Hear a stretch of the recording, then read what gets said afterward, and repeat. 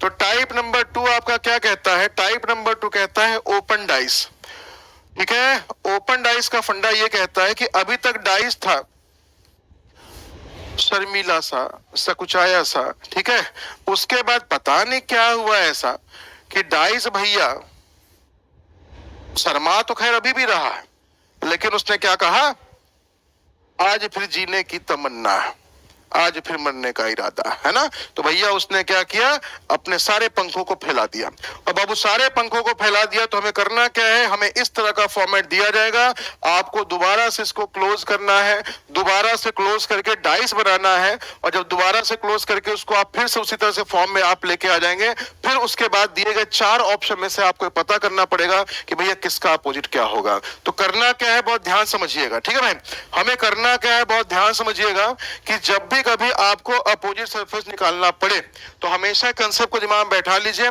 2 तरह के कंसेप्ट होते हैं, पहले लिखवा देता हूं आपको। सबसे पहली चीज क्या होती है? Straight alternate surface, straight alternate surface are opposite to each other. Hindi में जो लिख रहे हैं, हिंदी वाले लिख लीजिएगा कि सीधे एकांतर फलक आपस में एक दूसरे के विपरीत होते हैं। सीधे एकांतर फलक आपस में एक दूसरे के विपरीत होते हैं। और दूसरा लिख लीजिएगा, adjacent surface can't be opposite. ठीक है, adjacent surfaces can't be opposite. निकटवर्ती फलक कभी भी एक दूसरे के अपोजिट विपरीत नहीं होते हैं। निकटवर्ती फलक कभी भी एक दूसरे के विपरीत नहीं होते हैं। ठीक है, इसका बहुत अच्छा सा एग्जांपल है। जैसे मान लीजिए मैं जिस स्टूडियो में खड़ा हूं, यहां पे देखिए भैया, यहां पे एक सरफेस है कि ये सरफेस है।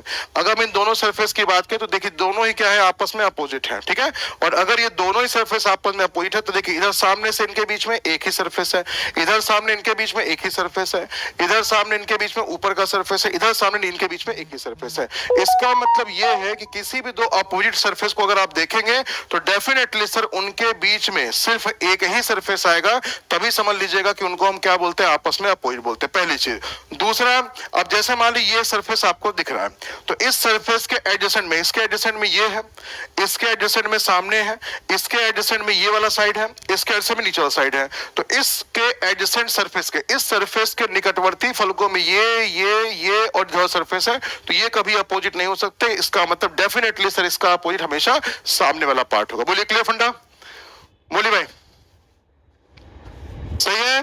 तो इस तरह की कहानी को आपको लेकर चलना है। छोटा सा पहले आपको एग्जांपल दिखाया, तो देखिए बाबू, जैसे ये वाला क्वेश्चन आपके सामने आया, तो हमेशा ध्यान रखिएगा कि अगर मान लीजिए क्वेश्चन भाई आपको कुछ इस तरह का अगर दे दिया जाए, जिसमें हम अगर ये बात करते हैं सर कि अगर 3 सरफेस आपको स्ट्रेट दिख जाए, स्ट्रेट दिखा, 6 के अपोजिट के लिए आपको 3 पे आना पड़ेगा, 4 के अपोजिट के लिए बाबू आपको 5 पे आना पड़ेगा। बाकी अब क्या बच गया? देखिए 2 सरफेस अगर आपने अपोजिट निकाल लिए तो तुरंत आप कहेंगे सर कि जो बाकी बच गया, यहाँ 1 बच गया, यहाँ 2, ये हो जाएगा आपस में अपोजिट पार्ट। बोलिए क्लियर फंडा? देख लीजिएगा।